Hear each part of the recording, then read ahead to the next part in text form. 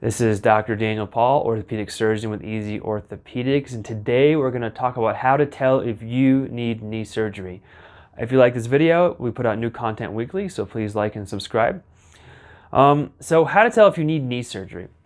So there's a couple things where you'll definitely need knee surgery. If you've had a bad trauma to your knee and you broke your tibia, the top of your shin bone, or your femur or your patella into a bunch of pieces, or even just broke them and they moved a little bit, you need knee surgery to basically realign your joint.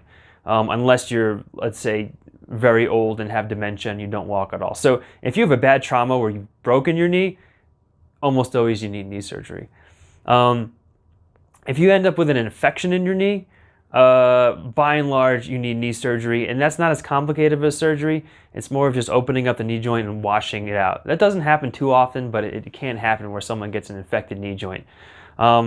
If you have a joint replacement and it gets infected, then yeah, you also need surgery again at the very least, just to clean it out and probably end up replacing all the components, which is done in 2 surgeries, which is enough to really a different video in itself.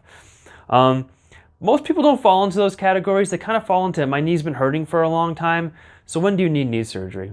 If you tear your ACL, you don't necessarily need knee surgery. A lot of people after they tear their ACL can, after doing some physical therapy, can get a stable knee that doesn't hurt so bad. So if you're in that group, you might not necessarily need your ACL reconstructed. If you see most orthopedic surgeons who do a lot of ACL reconstructions, they're going to recommend it because that's what they do. But if you have a stable, painless knee after an ACL tear, you don't necessarily need a knee reconstruction. As far as meniscal injuries, a lot of people have degenerative meniscal tears which don't necessarily need a knee scope. You never really need a knee scope for a meniscal tear unless you tear it in such a way where it's called a bucket handle tear, where basically the meniscus is shaped like this and part of it flaps down and you can't straighten out your knee.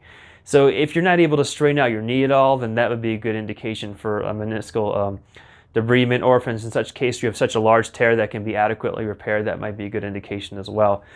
The caveat with all these things that's not trauma or infection is that for the majority of cases you try physical therapy first and sometimes a steroid injection, and a lot of times that'll get your knee pain to go away. So the only real time you need surgery is after you've tried all the non-operative measures and you still have knee pain and you have a finding that's present on physical exam on an MRI. That's kind of the point where you need the knee surgery. Most of the time done for pain, sometimes done for instability as well. And of course there's other devastating injuries, like if you dislocate your knee, not your kneecap, but your knee, you'll tear all sorts of ligaments. You definitely need surgery. But rule of thumb is if it's trauma or infection or some devastating ligamentous injury with multiple ligaments injured, you need surgery. Otherwise, or you can't straighten out your knee or something like that. Otherwise, you can try physical therapy, possibly an injection. If it's still painful, you have findings on MRI and exam, then you can get the surgery. That's when, I wouldn't say you necessarily need it, but you would benefit from it. So I hope I was able to answer your questions about how to tell if you need knee surgery. If you have any questions I didn't answer, feel free to leave them in the comments below, and I'll do my best to respond, but note that I can't give you specific medical advice about your condition. And if you like this video, we put out new content weekly, so please like and subscribe, and thanks for watching.